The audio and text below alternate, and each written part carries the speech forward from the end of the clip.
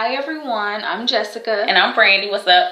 I'm sorry we haven't been doing videos consistently like we should. There's no excuse really, but we have been transitioning as far as moving and a lot of other things as far as school and just getting adjusted. Life has been a little crazy, but we're back and we're going to try to be consistent with this video, with our videos. And so today we went to a wedding, and on our way back home we were just having a random conversation about relationships and how we're glad that we didn't get married, especially to the people that we've dated in the past, because we would have been miserable, and how we really aren't at the place where we're ready to be married. Especially if sex is the only reason why you want to get married, then that's definitely not the reason to get married. Okay, so we said sex because we were raised in a very structured religious Christian background, and we both are Christians, and we both are actively Christians, and we live in a Christian lifestyle. That means we are celibate. That means we are doing the things that honors God with our lives. So we were talking about that, and growing up, we were always told that, you know, to be a good girl, you need to be a good girl. Don't have sex. Don't do this. You can't do a whole lot of things until you get married. And so I was being for real. I'm being real for real with y'all. I thought about it. I've been thinking a lot. Like when I think about marriages and weddings and stuff, like growing up, even in my early 20s, I'm 28.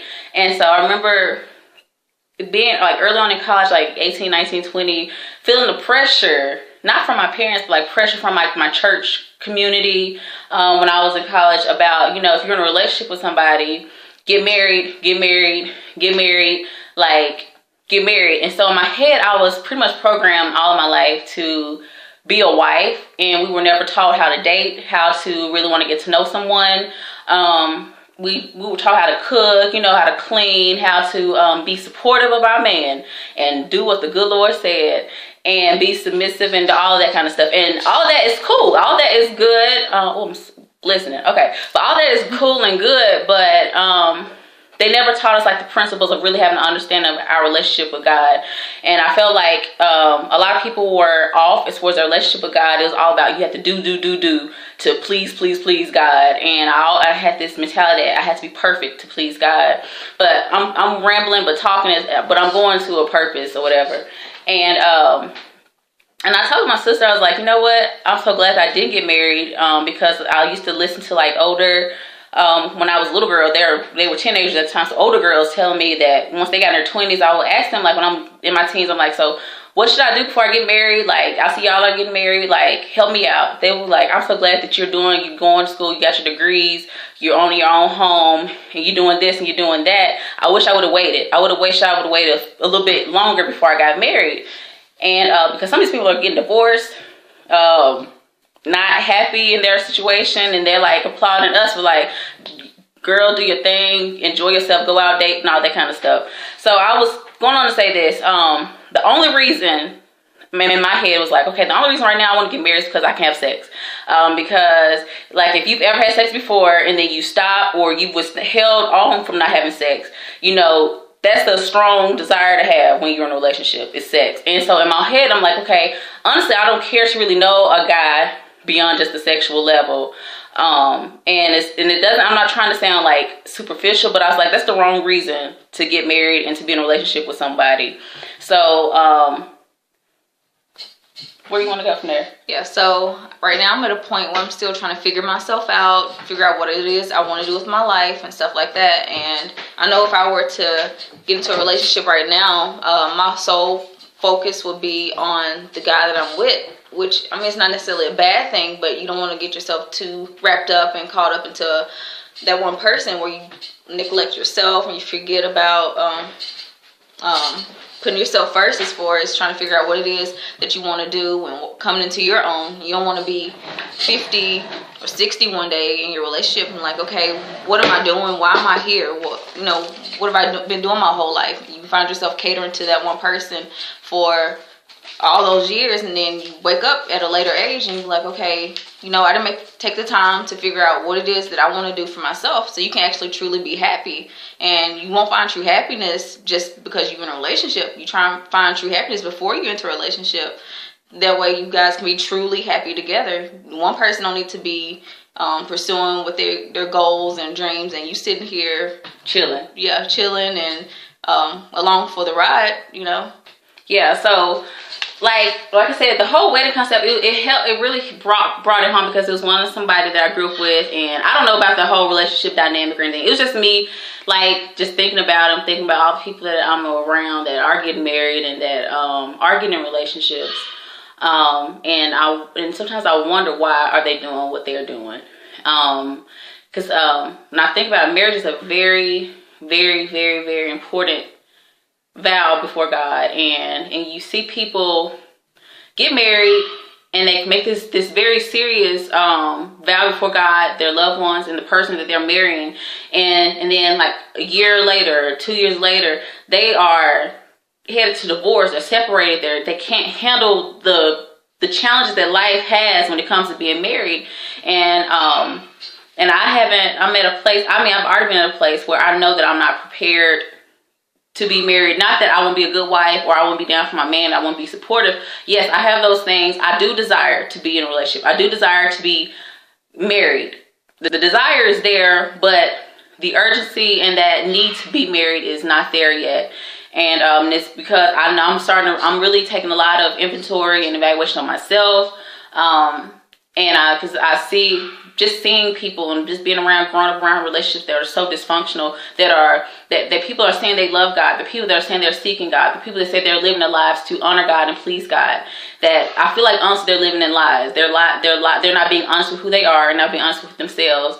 And a lot of people I've heard, I've seen, not just stuff that I'm just making up, just stuff I've seen, and I've seen people really say like, I wish I could have did something differently. I wish that I would have waited.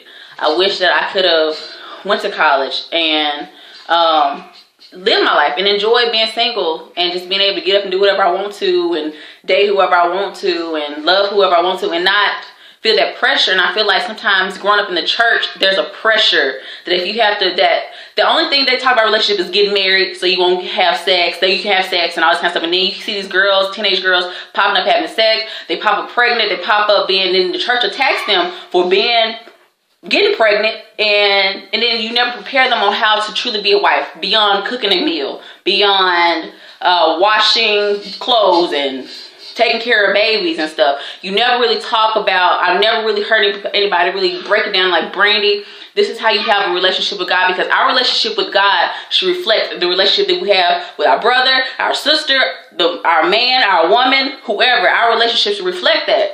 And that's why I'm glad I have my sister. We kind of are preparing each other for our person. And because the thing is, people always talk about our relationship. They always say that y'all have this really unique, weird bond, because they say it's weird because they never seen siblings so tight, so close. Like, we like this. We like yin and yang. Our personalities are so different, but we are so much alike. Like, it's crazy. But in our relationship, we have allowed ourselves to make mistakes, not be perfect, but also be transparent about where we are. In my Christian life, in my love life, in my relationships and everything, like, we have a very unique bond. And I know that if we have men in our lives, they have to respect that. Because I know in the past, like, we've dated guys, and some of them have a problem with us being tight. And it's not like she's going on a date with us, or she's up there watching a movie and I'm sitting there in between them eating popcorn like, hey y'all, how y'all doing? And it's not like that. I give them space, she gives me space, and we have space. But it's one of those things where I feel like I'm grateful that I have a relationship where I can learn to be a better woman and also have someone I can talk to about the things that I'm dealing with. And I noticed I mentioned sex, and when I say that, a lot of people some people aren't just getting married for sex. Some people are getting married because they feel the pressure to say, okay, I don't want to dishonor my family. I don't want to, my family likes this guy, my family likes him, her, or whatever. But I say that because I believe that a lot of people are getting married for the wrong reasons. And sometimes we say I want to get married because I'm lonely, or I want to, like I said, I want to give me some. And that's not the right reason to get married. It has to be something where you want to really see that person's heart and their soul, and really see that, is this where we're going to go? Are we really focus on our relationship with God, you know, beyond going to church and lifting up our hands. But is there truly a connection, you know, beyond that? So when the times where I'm dealing with death, or things that I'm dealing with sickness, or I'm dealing with stress at work, or I'm dealing with some conflict I'm dealing with my family, can I go to this person and we can have a connection where if something is not right, we got each other's back, you know what I'm saying? And so we're just sitting there thinking about relationships and how much I feel like sometimes we've been screwed up just by our own families, our own parents, and not that they're bad, or some parents aren't bad. They just don't know because they came from very dysfunctional situations. Just thinking about my own parents and their childhood situations and the chaos and the craziness. And I'm grateful for the grace of God that they have been able to overcome a lot of the stuff that they've had to deal with and break some of those the chains and the curses that have been before us. But, you know, I still see in them that there's areas where there's, like, you know, growth can happen. And so we just want to talk about that. Is there anything you want to say?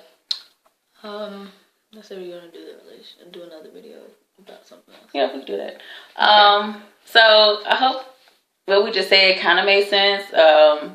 I know I was doing a lot of talking, but if y'all are confused about what we said, just, excuse me, y'all just ask questions. I'll answer them if there's some confusion, what I meant by what I said or what she meant by what she said.